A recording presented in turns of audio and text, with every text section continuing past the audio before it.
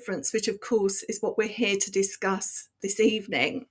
There will be one very simple question, and the answer, I promise you, will crop up in this evening's chat. So all you've got to do is listen. And without further ado, then, I would absolutely love to welcome Dr. Shini Somara. It's so good to see you. You're in London at the moment. I am. So good to see you, Nikki. Thanks for having me on. So just a few words about you before we start. You're a mechanical engineer, a broadcaster, an author, and a promoter of STEM education. Your recent book, which I showed earlier, Engineers Making a Difference, is a real cornucopia of engineers and engineering projects, which showcases the diversity and immense creativity, I feel, in the field of engineering. I really wanted to start by finding out a little bit about your work. Oh, I should say that it's published by What on Earth Books. Let's say that. Anyway, I'd like to start this evening by talking a little bit more about you, because you're a fantastic advocate and role model for anyone considering engineering as a career, and especially girls and women, I think, who may not even have considered it as an option. Now, I know your father was a mechanical engineer, so perhaps you could take us back to where it all began. Were you encouraged from a very early age? Yeah, I don't think it was necessarily being encouraged into engineering. It was more just a way of being raised. My dad has always encouraged me to ask questions, try and understand how things work. I was one of those children that took everything apart to find out what was inside it, and then tried to put everything back together and had about 5 screws left over. Didn't know where they fit. But I was just always really curious and asking questions. Why, I think, was my favorite word growing up. And I would also help my dad around the house. So I was always the person that would hold the vacuum cleaner hose under the little cross that he marked on the wall to drill through. And he was always kind of building and being practical. And, if we needed an extractor fan in the bathroom, he would just cut a hole in the wall and put a grill on there. And I grew up in an environment where it was very much about if there was a problem, you fix it. And I think that's what engineers fundamentally are, problem solvers. Just listening to you then talking about taking things apart and fitting them back together again, it strikes me that one of the things that we could do, rather than throw away so many things that no longer work, is keep them as a collection in school and just say to kids, there you are, play with that, take it apart if you want to. Yeah. I don't know whether you're allowed to do it with electrical goods, but it would be great fun. Yeah, I never throw anything away. There's so much beauty in things, and particularly things that we throw away. There's so much value in repurposing and upcycling, and so that's always been my way of thinking, is that there's value in everything. And so I love that idea of kind of not discarding things and finding new value in things. But yeah, there's definitely a safety element there. But yeah. In fact, there is a saying, curiosity killed the cat. I wondered whether your curiosity ever got you into trouble. No, nothing too serious, but it's funny because now I am filming with many of the engineers from the book, and the stories that come up are always so interesting. One that springs to mind with Mike Lawton, who is the engineer that I'm showcasing within the week, because it's a different engineer every week. And Mike Lawton said that, he's really curious to know how these moving pictures got to this box in his living room, his TV. And he opened up the back and he was digging around with a screwdriver, and obviously metal on metal, electrocuted himself and catapulted himself across the room. And I was like, gosh, did that put you off engineering? He was like, no, it got me really excited about it. So it's that kind of curiosity that, yeah, probably would kill most cats, but I don't know. Mm, Engineers always just want to find things out. mm. As we're going to see when we have a look at the book shortly, engineering is incredibly diverse. I wonder if you can tell us in language that we can all understand, what's your area of expertise? So I studied mechanical engineering. So anything to do with machines, and the mechanics of how things work, gears, components, that kind of thing. And it's a very broad subject. Mm, Uh, but I fell in love with computational fluid dynamics. So fluids are gases and liquids, so air, water, oil, blood. You know, we're surrounded by fluids. We couldn't survive without fluids, um, because of the air we breathe. And what I found so fascinating was that you could use mathematics to predict how fluids behave. And I mean, it was mesmerizing to me that by doing a few calculations, you could model the behavior of gases and liquids, things that were not usually visual to us. So we don't usually see air, but through our knowledge of how air behaves, we're able to keep jumbo jets in the sky. You know, we're able to design bullet trains and Formula One cars, and so our understanding of how fluids behave, so fluid dynamics, is really important to engineers when they're designing machines and mm, mechanical systems. So my after my undergraduate, I then went on to do my doctorate in computational fluid dynamics, looking at how air flows in buildings.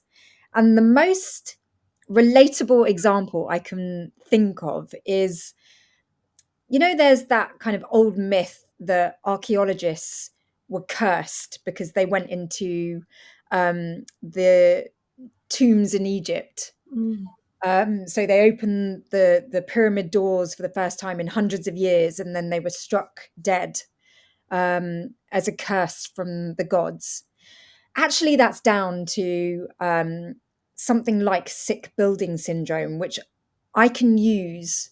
I can use computational fluid dynamics to model sick building syndrome, which is caused by a lack of circulation of air in buildings. So, typical high rise buildings need air conditioning systems, and the air conditioning systems circulate air and refresh air. But sometimes, if the systems aren't working very efficiently, you can get pockets of air that just become stagnant and warm and moist. And that's a perfect breeding ground for bacteria. mm, So you've got this bacteria that's kind of multiplying and dividing, and that's what was happening in the pyramids. And it got so toxic over hundreds of years that when the door was finally opened and some new air could rush in, all that stale bacteria filled air rushed out. And the people that were opening the doors, the archaeologists, I think, breathed in that toxic air, and that's what killed them. So wow, we have versions of that in our buildings because, some air conditioning systems are not quite pushing the air around, and you get little corners. So sometimes, I don't know what the stats are, I can't remember now, but there is a, well, post COVID, I especially don't know, but there was a time when quite a significant number of days were lost every year because of sick building syndrome. So people wow. catching illnesses from stale air. Mm. I tell you what, you talking about this computational fluid dynamics is in my vocabulary now, okay? And you talking about it is making me as excited as when I heard Roma Agrawal talking about bricks and concrete. I got so excited about that. So you're already doing your job, and we haven't even started looking at the book yet. Just before we do, one other thing, the other branch of your career is in media and broadcasting. And I know you've got an extensive list of broadcasting credits, including Techno, that's KNOW, for anybody that doesn't know, for Al Jazeera. And I guess that one of the things that working on a program like that must do is keep you up with the vanguard of what's actually going on out there. Must have been really exciting. Oh, it really was. It was so exciting on many levels. First of all, it's really where I learned some core skills for media broadcasting, because it's not an easy thing going from being an academic to being someone that communicates in mainstream media, because the language is completely different. You know, we have a language in academia and we're actually very pedantic about the terminology. You know, if you're saying equivalent to, that's extremely different in mathematics compared to saying equal to. One is symbolized by two lines, an equal sign, and equivalent to is symbolized by three lines because it really means something very specific. But in media, you wouldn't say any of those words because they're quite technical. You just say it's the same as, you know. And academics don't like that kind of relaxed way of speaking because everything has to be so precise. So it took me quite a number of years to relax into a way of communicating in the media where I could still uphold um, technical accuracy, but I was also not completely boring my audience. Because, you know, technical language can sometimes completely fly over people's heads and it's not engaging at all.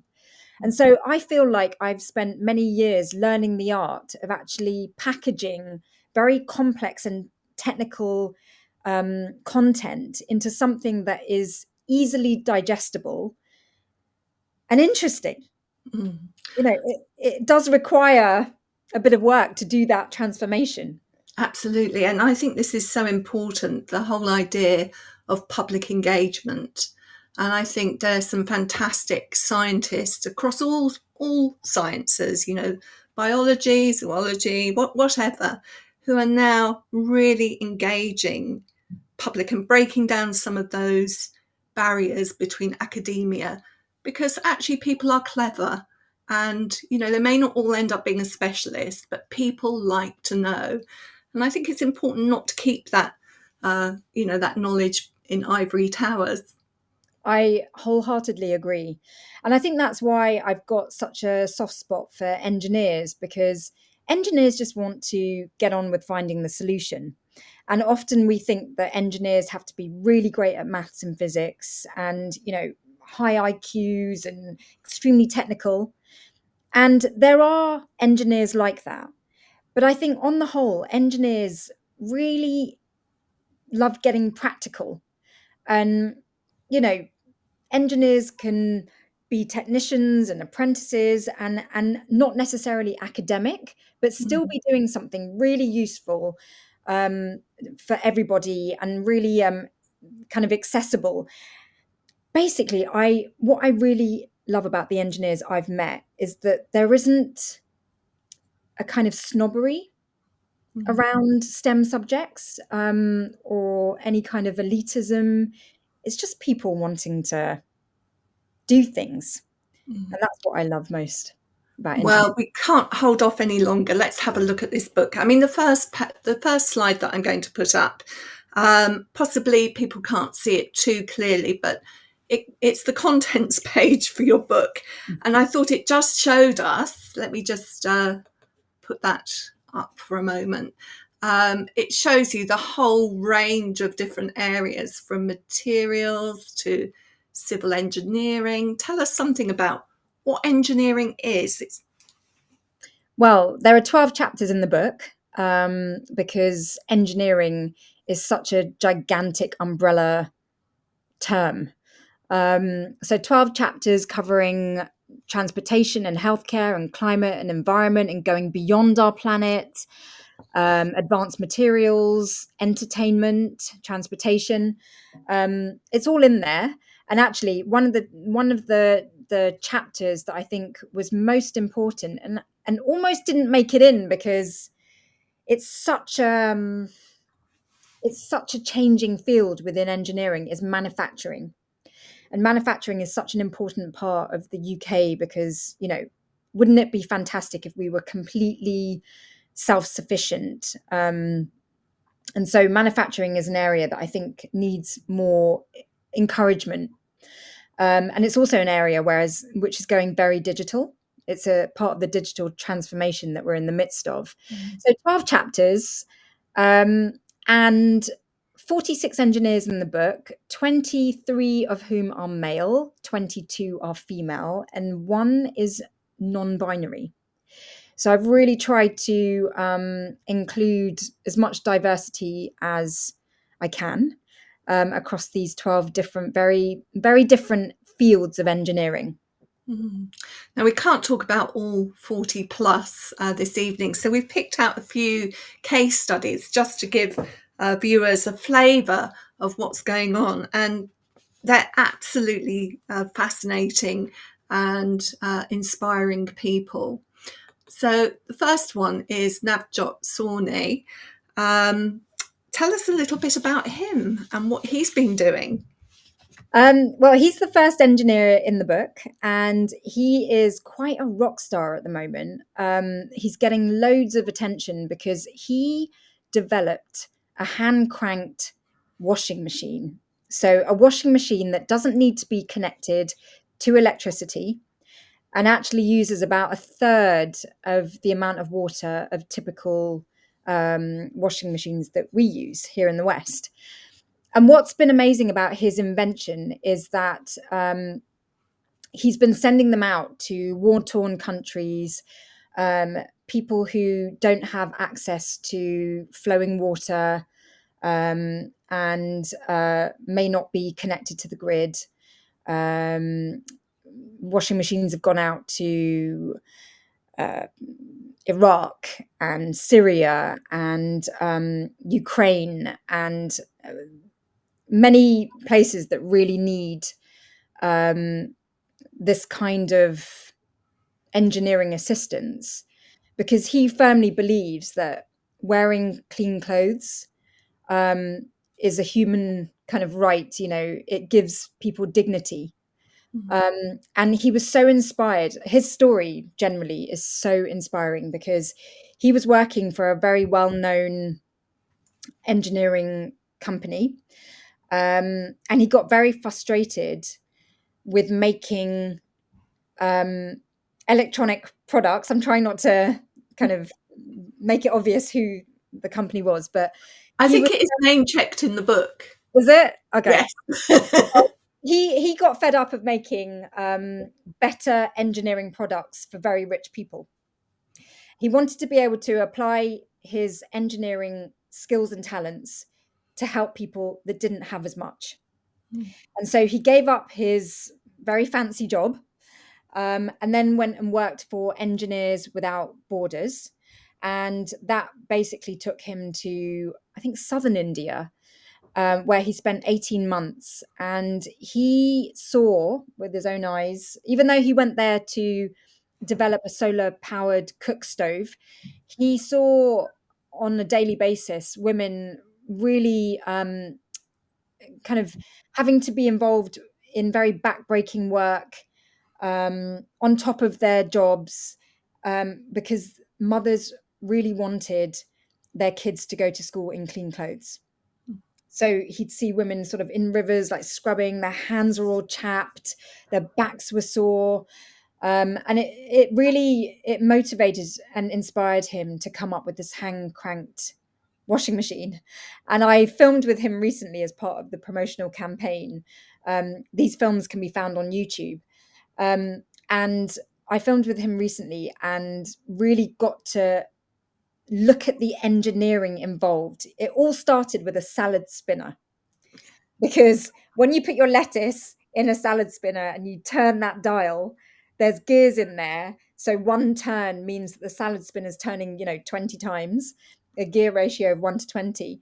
And that gave him inspiration to create the first iteration of the washing machine.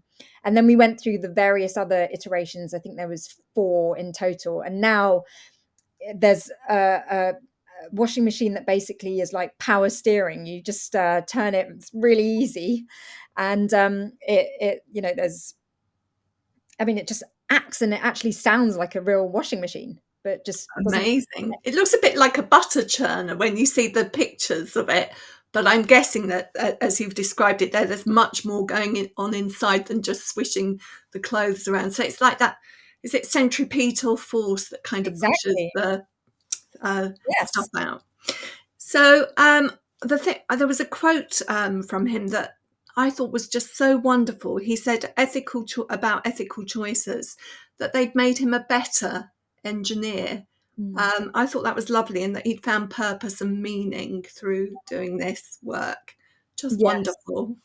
And a lot of engineers are driven by purpose and meaning, and they want to help other people. That's been my experience of engineers. They because many people that study engineering could probably go into finance and banking and make loads of money. But the engineers that stay in engineering really, at their core, want to do something meaningful. Mm. And definitely has that kind of purpose. Let's have a look at so Dr. Elena Diekman.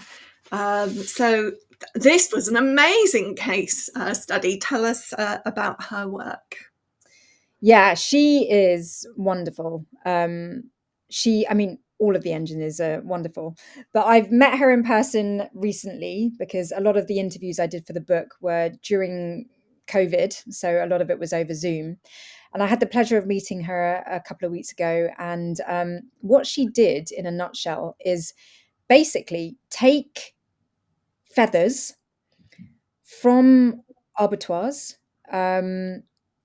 So chicken feathers that are a waste product. So, poultry houses, they take the feathers off the chickens, and you're left with all of this waste chicken feathers. So she scooped them up, washed them, treated them with an organic chemical, and basically compressed them to make packaging, biodegradable packaging. So that's really it in its most simple terms. Mm, Her mission was to create sustainable packaging because, especially during COVID, but, it's the sign of our times. More and more of us get things delivered. And so she was concerned with the fact that, a lot of the packaging for our deliveries is very unsustainable. There's plastics, there's, you know, um, and so this packaging that she's come up with does biodegrade, and so mm. reducing landfill and pollution overall. And also has amazing qualities. It repels water but absorbs oil. So that Yeah. must give it all sorts of potential that plastic doesn't have. Yes, and she was telling me about how the material can be used during oil spills. So, if there's an area, um, if you put that material into the water, it absorbs all of the oil, and so you can collect it that way. Mm.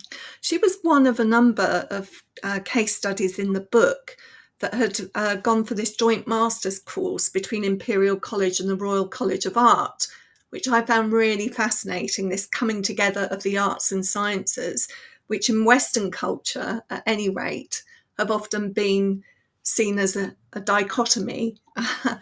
And it's not. That's what's one of the themes that's coming through in this book. Yeah, and that's, I think, again, what I love most about engineers is they are very left brain, right brain. So very sort of creative, but also technical. It's often a balance. I mean, some engineers are more on the design side and some like to be more on the technical side, but generally there is this appreciation that it's a very engineering can sit in that gray area of the Venn diagram. Mm. Um, yeah, it's it's so unique and so overlooked that engineers have that kind of openness to both sides that do tend to be very divided. Mm.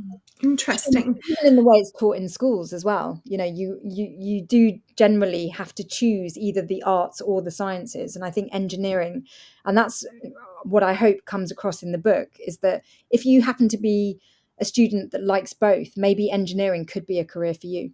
Mm.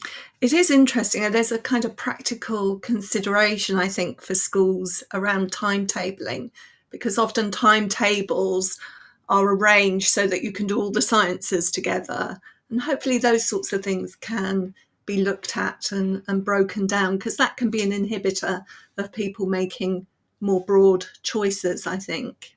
Or bring engineering into the curriculum. Hey, It doesn't exist. And that's something that, I've really, I've thought about a lot and would like to help to change, is to bring something like engineering into the curriculum, because I've talked to many people over the years who talk about, an engineering club that they may have been involved in when they were younger, an after school club where it was called engineering, but you could build stuff and weld things and prototype things and experiment. And I think the key thing about that is this idea that it's okay to fail.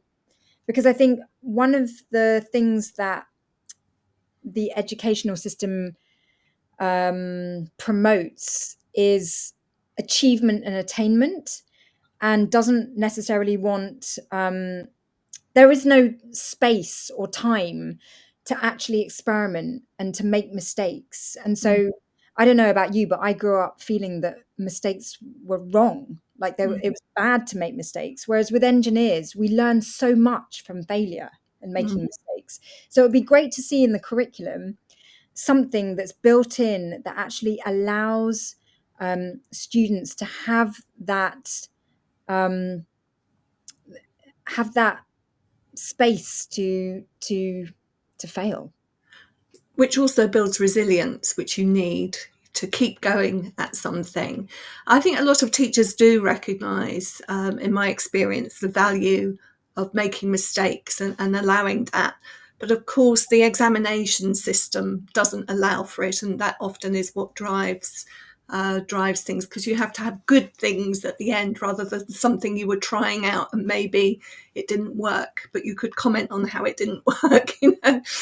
I think you also presented a program, didn't you, about engineering catastrophes? Was that about this subject? It was, yeah. It's, I mean, it's terrible when engineering goes wrong in real life. Um, so whilst we do learn a lot from prototyping, and actually prototyping is a fundamental part of the engineering design process, you prototype so that when you do get to real life, you have eliminated all risk. But sometimes that's not the case. So the show that I was commenting on, I was like a talking head, was talking about some of the engineering catastrophes. And sometimes, again, engineers learn a lot. I mean, the Millennium Bridge that connects St. Paul's to the Tate Mm, Modern, that was built without considering the effects of resonance. And shortly after it opened, it had to be closed again because the footfall of pedestrians across the bridge was causing this kind of vibrational frequency, and that was matching the resonant frequency of the bridge. And lo and behold, when two frequencies combine, they become a bigger frequency, and that was the effect that was happening on the bridge. And so they had to kind of change the structure of the bridge to alter its natural frequency. And I mean, all of that was just so fascinating. But ultimately, I mean, it was seen as a failure because they had to close mm, the bridge. But I was fascinated by that. mm. Let's have a look at our next case study. This was fascinating. So another packaging one, Pierre Paslier. So what do we know about him?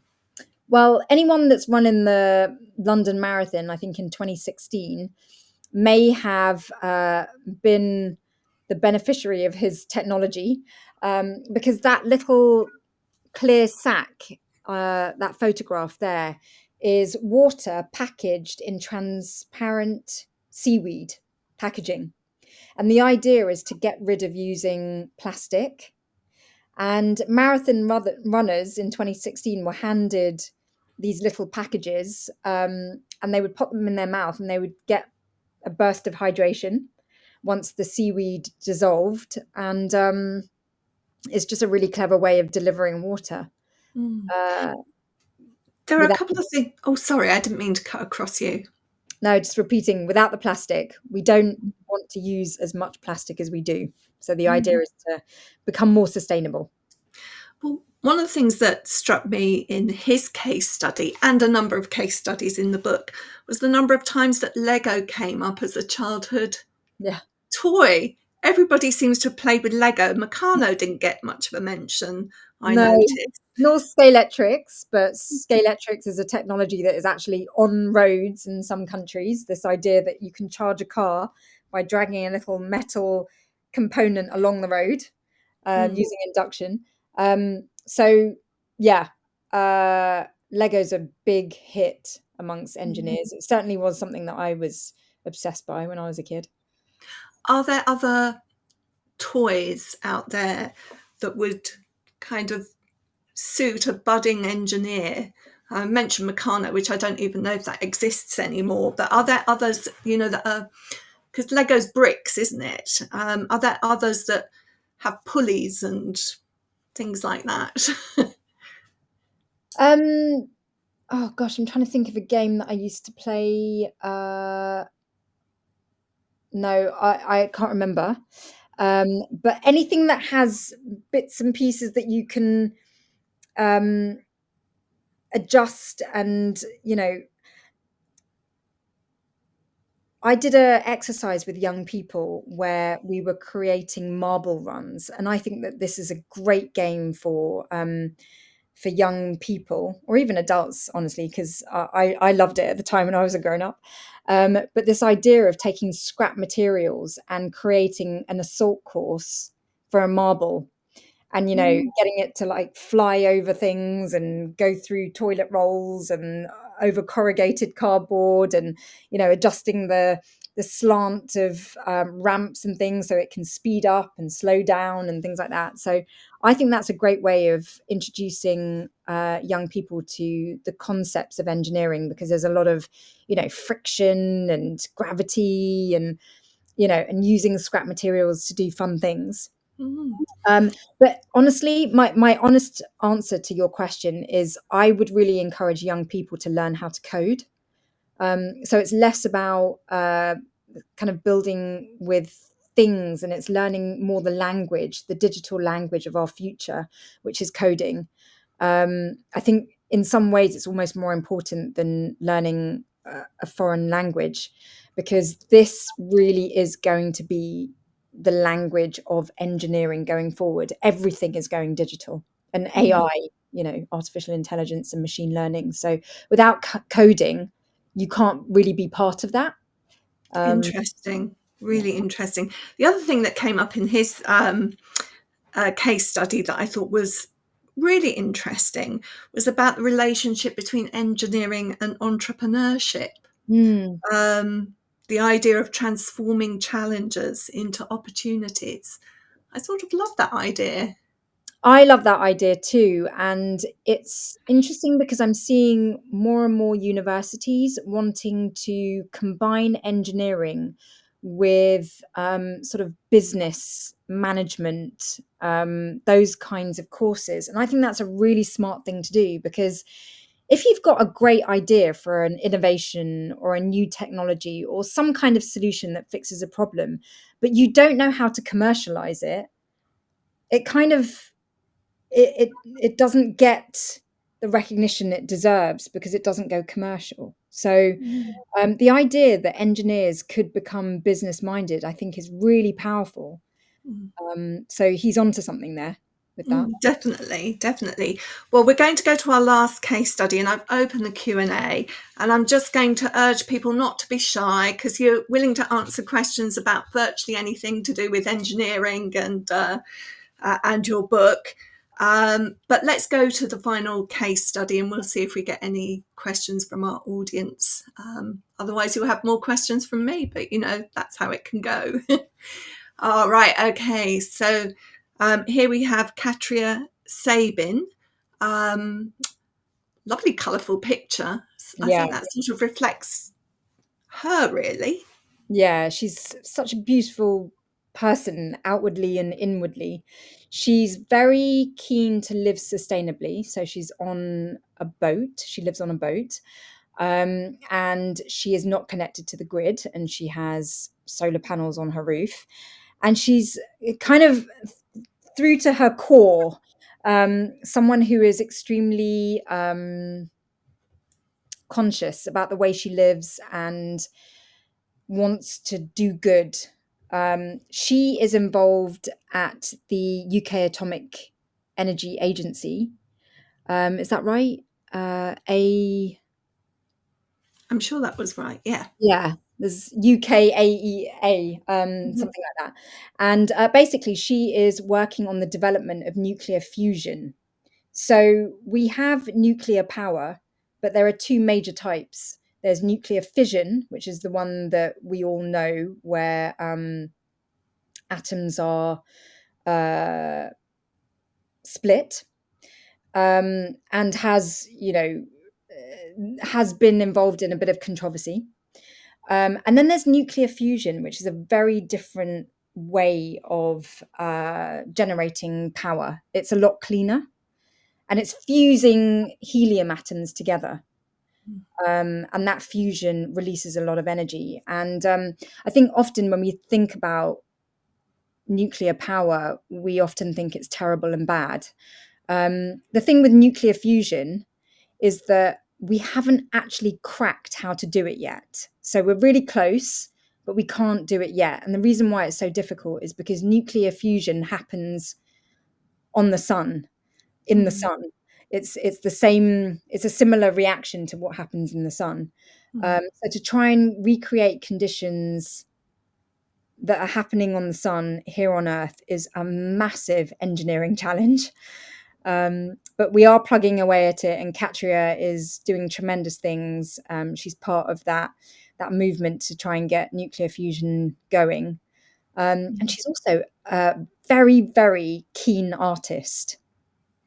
And what was Brilliant. interesting about her profile is that she loves art so much, but she also absolutely loves physics. And I felt like when I was talking to her that I really was um, she was on a real sort of tightrope of art and physics and just loving it all, like the creation of the universe and everything in it, you know. Mm.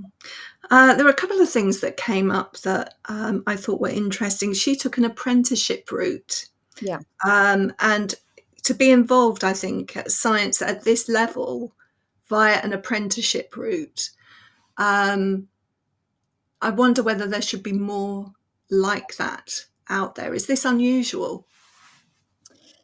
um I felt it was unusual until I wrote this book.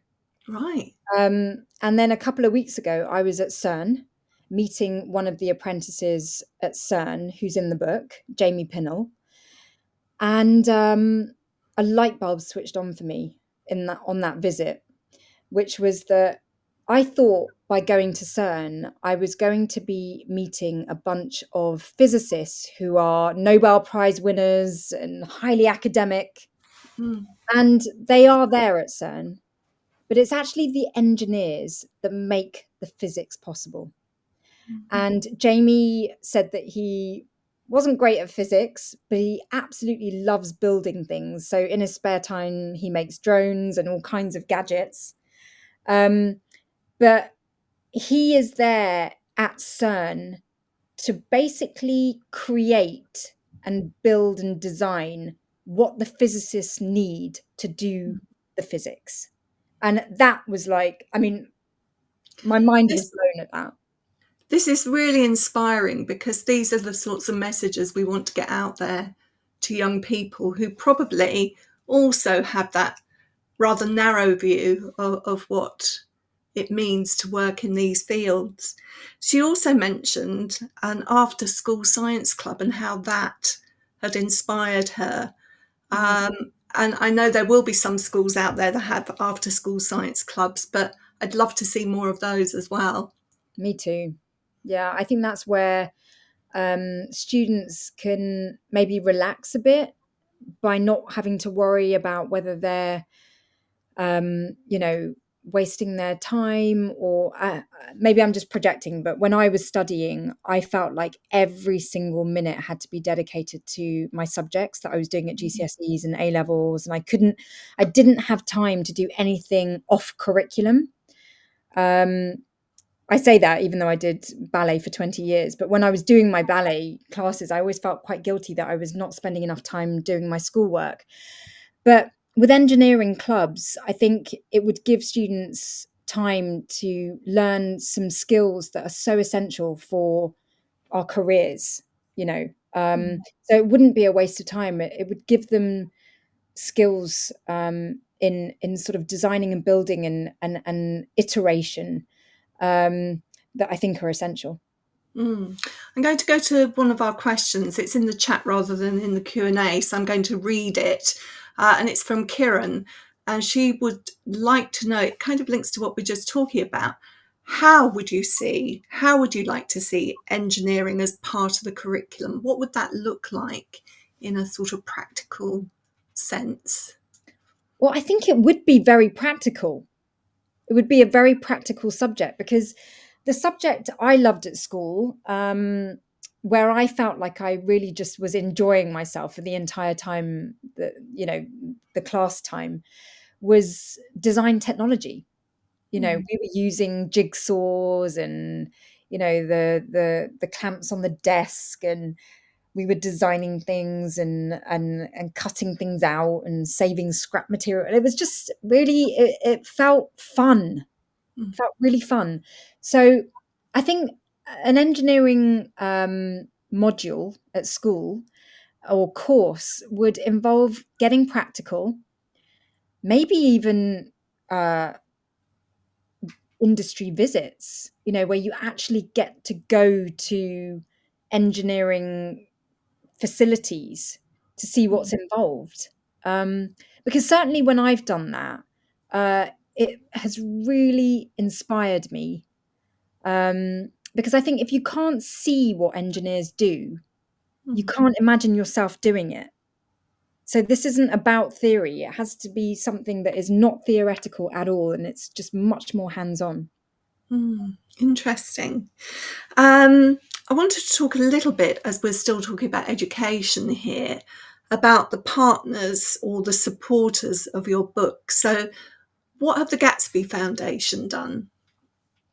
Well, it's been a really fascinating partnership between Imperial College London and the Gatsby Foundation, because Imperial College London churn out some amazing academics.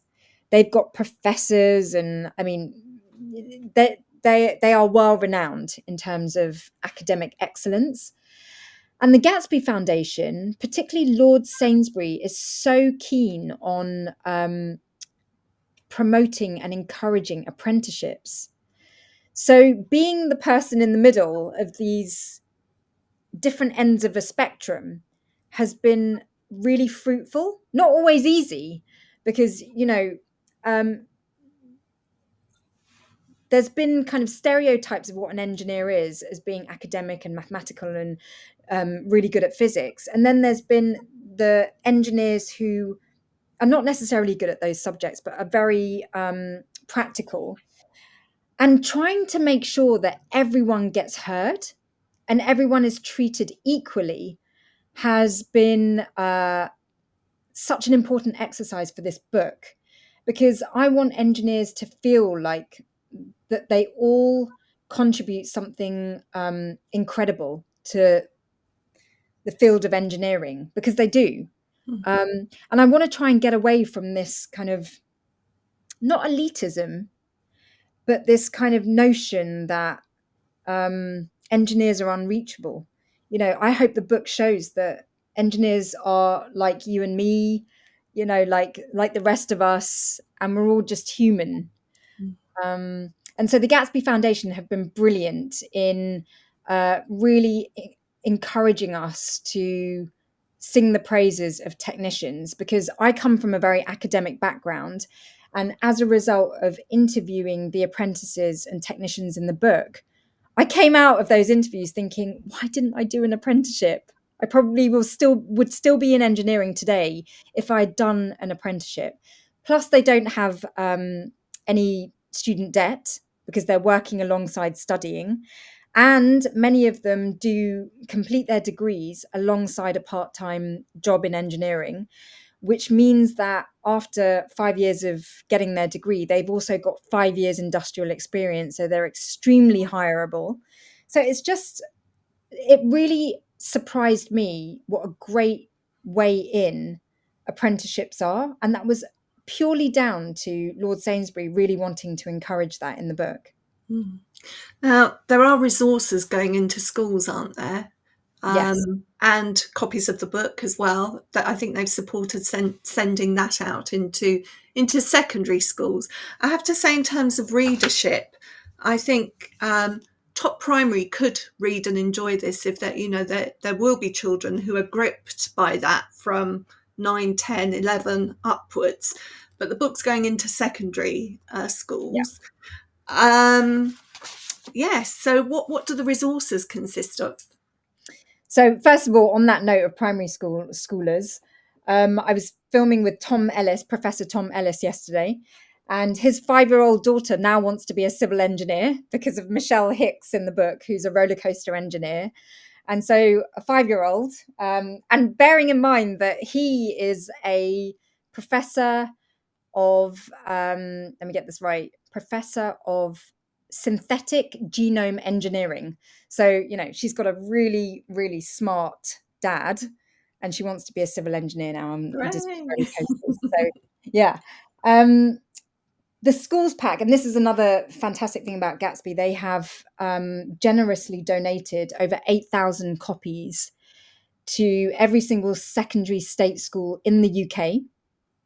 And it's not just the book that the schools get, but they also get a pack that comes with 12 posters, because with the 12 chapters, I've written a special about each chapter. So I've tried to talk about the latest technologies in that chapter.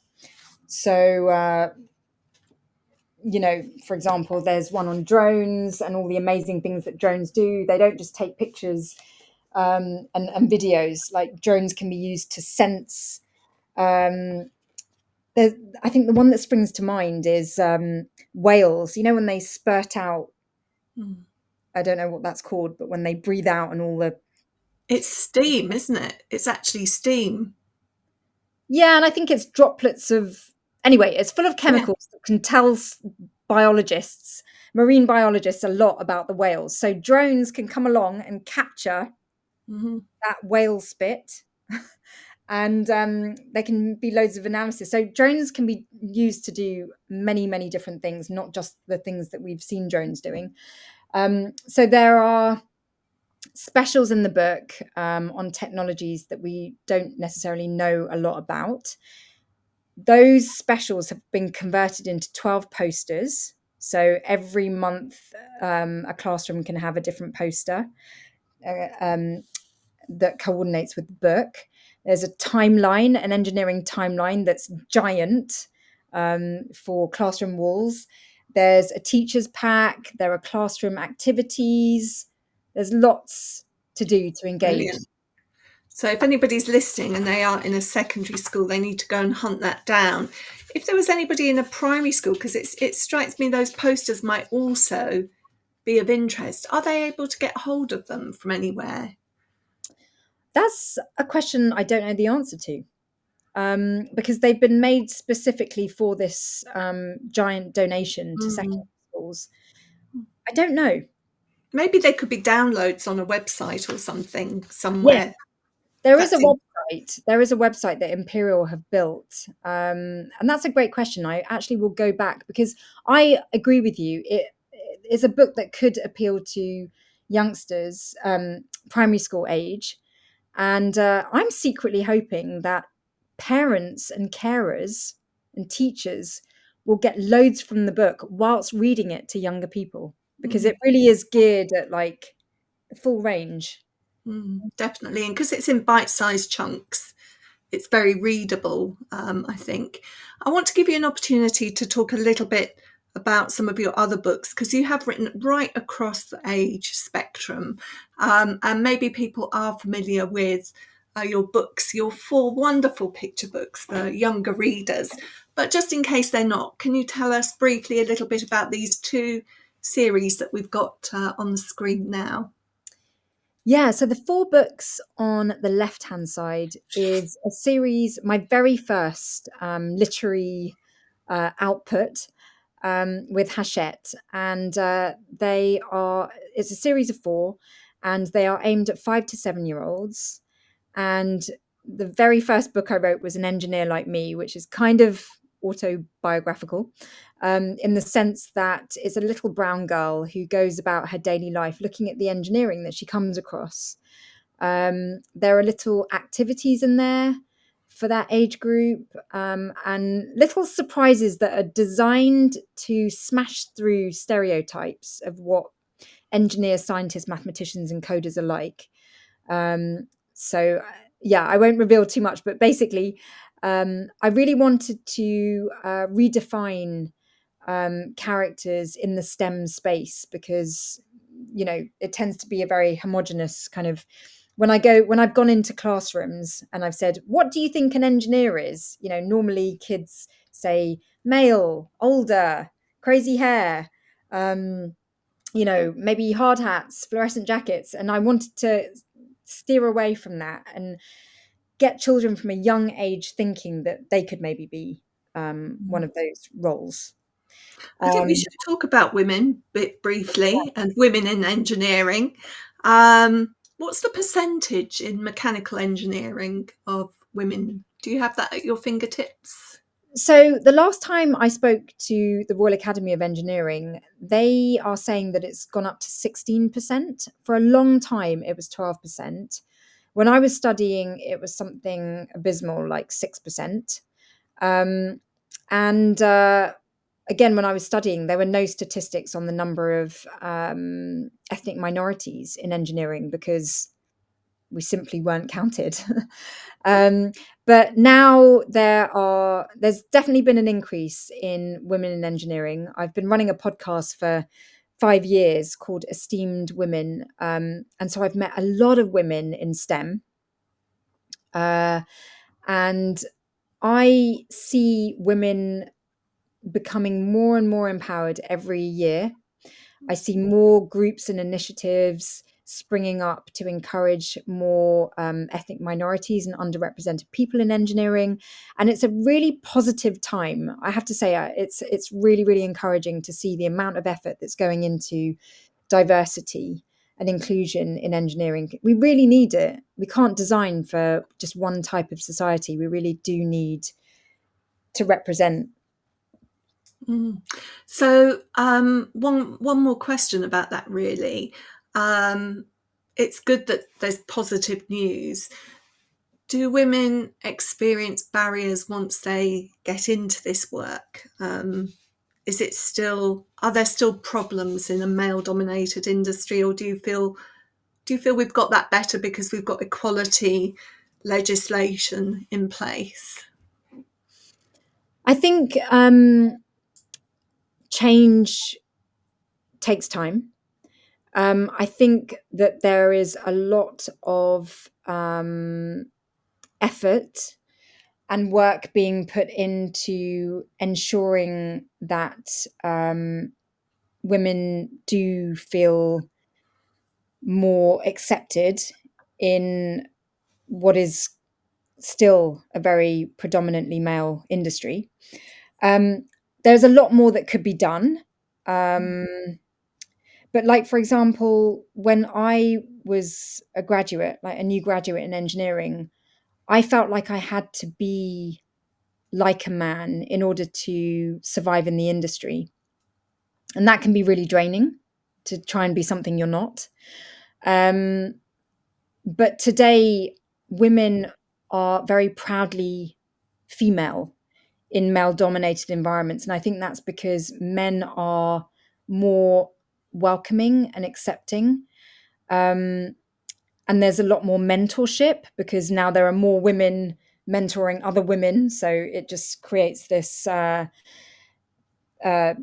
effect. And but I'm very close to the issues that still need to be addressed. So I think I want to end on a sort of positive note, if this is the last question. Yeah, I think it's really, I've been so pleasantly surprised by how powerful it is that the predominant group in engineering has encouraged women. I think that's where the change is, because for a long time I've been trying to give a platform to women to be seen, to be heard, to I've been mentoring other women, and it's been a lot of women putting effort into encouraging more women. And what I have noticed is that when the male dominated groups encourage women, that is more powerful than anything. So one of the major things that I'm so grateful for is the amount of support Lord Sainsbury has given to this book. And we've often heard the term bouncing around Twitter and things like that of male pale stale. But actually, my experience of people that could fit into that category has been so encouraging. So I'm now, rather than this, there's been a movement of like, let's stop male pale stale. And actually, I think it's older white men who can actually really be a catalyst to change inequality and diversity by just supporting and encouraging more diversity into the industry. Interesting point. Positive note. Moving in the right direction. More to be done. We're there with you, cheering it all on. So it is competition time. So if you would like to win, as I'm sure you would, a copy of Engineers Making a Difference, we have 2 copies to give away. And for your chance to win, all you have to do is answer one question. And I said I would make it easy. It is easy. It is, what has Dr. Elena Diekman used to develop a new packaging material? And all you have to do is email that answer with your name and address, where you would like your book sent if you're one of our winners, to assistant@justimagine.co.uk, and this competition closes at midnight on the 31st of March. So you do have time to enter that. So I'm just going to leave that up there for 2 more seconds, give you a chance to take down that email address, assistant@justimagine.co.uk. I can't believe how quickly this hour has gone, Shini. So before we close, is there anything that we haven't talked about that you really wanted to get across to the viewers this evening? I think you've been really thorough, Nikki. No, I just hope that people do find this book and they give it a flick through, because engineers have been, I call them kind of silent superheroes, because they really do so much for us. And I hope that this book can shed a light on the extent of their work and encourage more people to join them. Wonderful. It's been an absolute pleasure. It's been an education. What can I say? In my new lexicon, computational fluid dynamics. I'm going to say that at every party that I go to. So thank you so much for joining us this evening. Thank you, Nikki.